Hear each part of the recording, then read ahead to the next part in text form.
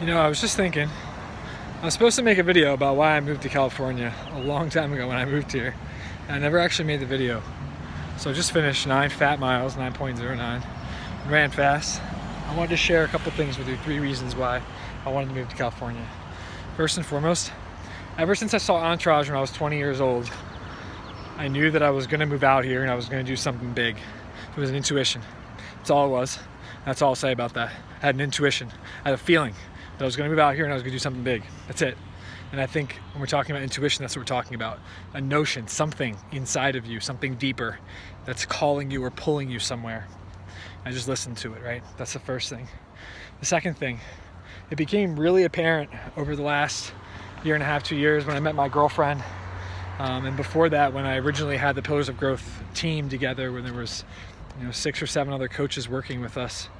When that kind of fell apart in 2018, mostly because of me and my ego and my inability to really understand and communicate with the people that were working with me, I really started to develop a connection with my girlfriend. And at the time, we weren't dating, but until I moved out here, it was almost 2 years of long distance from California, San Francisco to Philadelphia, where she would come and stay with me for like 1, 2, or 3 weeks at a time. That was really hard. It was really hard. We really wanted to be with each other. We really, really loved each other, and we really wanted to be with each other in the same place at the same time forever. So knowing that I was going to be with her long term really, really pushed the envelope when I thought about the feeling I had, and I thought about where we could potentially live together. And she didn't really want to come out to the East Coast yet, maybe one day. And I was ready for a change. And that leads me to my third thing. This is the most important thing. Peeps, I was so on the fence about moving for so long, about finding the right time, because I wanted to have like ridiculous amounts of money stacked up, and I wanted everything to be as perfect as it could be. And I didn't really want to leave any room for doubt that we could make it happen. And something really interesting happened to me that I want to share because I think it's really important. It gives a lot of perspective. And that's when my dad died. When I was 22, I moved home from college when I was a drug addict and a drug dealer.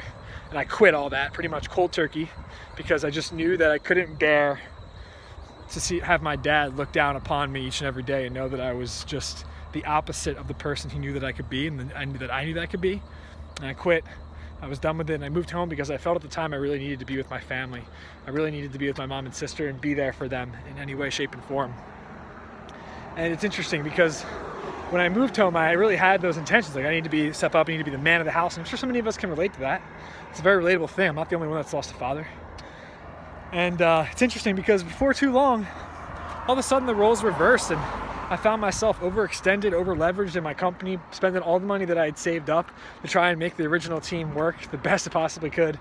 Found out the hard way that pouring money into a company when you're a terrible listener isn't a good idea. Ended up losing all of it, right? And losing the team. And before I knew it, my mom was almost supporting me again in a way, right? By giving me a place to stay. Granted, I was paying my bills and whatnot, but something happened to me in that 23, 24, 25, especially 24, 25, those years, I'm 26 now, where I started to feel really emasculated. My mom started, God bless her, and I love her, and she's going to probably see this, and obviously I love you, Mom, and I think you're aware of this too. I started to feel emasculated. I started to feel like I was getting treated like a little kid again, because for the first time in my life, I started to feel like I knew a lot and I could help other people, especially my family. But it's proximity bias. The closer I am to somebody, the less they're likely to listen to me, and the more likely they are to follow me if I do something, but not listen if I tell them something. And I started to feel like I was straight up. I was just so entitled that I actually started to get irritated with my mom for her feeling like she was in my way. It was her house. And it's just like thinking back on it of how just entitled and ungrateful I was in that regard. It really does irritate me. But at the same time, that's a lesson I had to learn. And thank goodness, I'm out, right? So I'm able to look back on it with 2020 hindsight. Of course, it looks great. But at the time, I was unaware.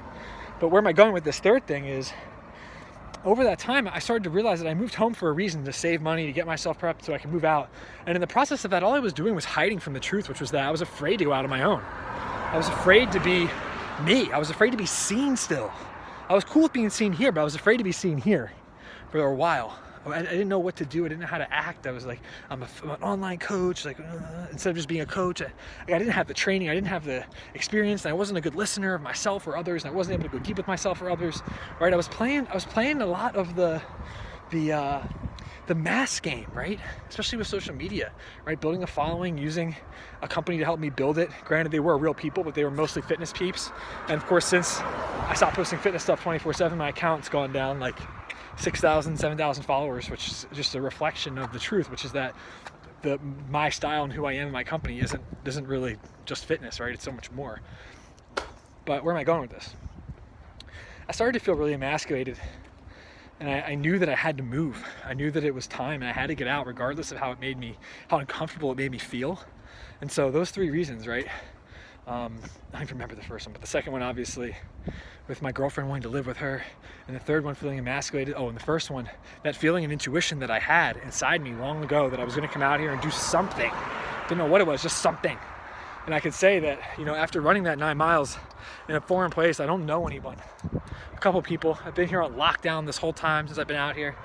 Moved in on 3/20/2020, right in apartment 343 at my complex, which is my old address, 3443. So many beautiful things happening in my life.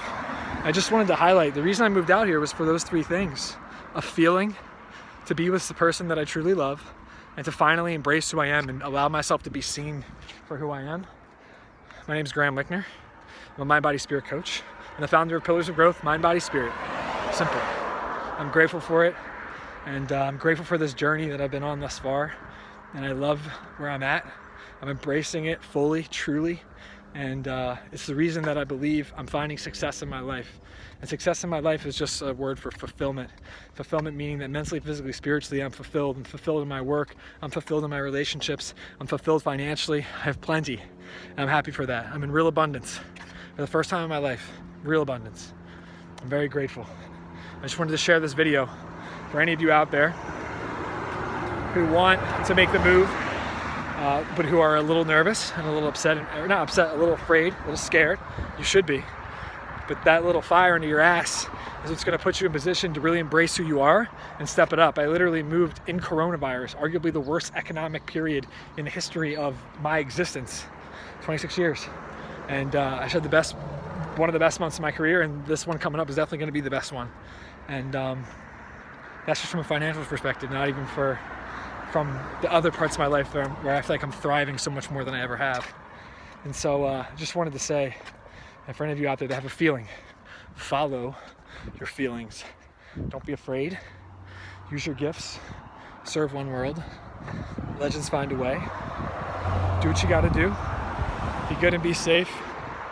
Much love always. Peace, peace. And if this video resonated with you, or you're someone who is on the fence about moving, or if you're a guy, you're not really sure, if you're in a relationship and you're a girl and you're not sure about your guy or where you're going, or you have a feeling and you're not sure if you should follow it, reach out to me. I'm more than happy to just be of value, be of service, and reassure you that the feeling you have is valid.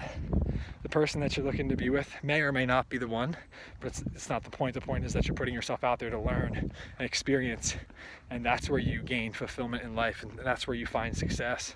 And for the person who's trying to save money, rethink that strategy, because if you're a man and you want to be the king, you have to have your own kingdom. You have to have a castle, which means you need to find your own place to live. You need to build a kingdom. If you're a woman and you want to be a queen, you need to find your own castle and be the queen and reign. So important in developing yourself at a higher level, mentally, physically, spiritually, and archetypally. So with all that said, be good and be safe. I'm grateful that I was able to make this video. It's a long time coming. I'm grateful to be here. Life's good. Peace, peace, peace.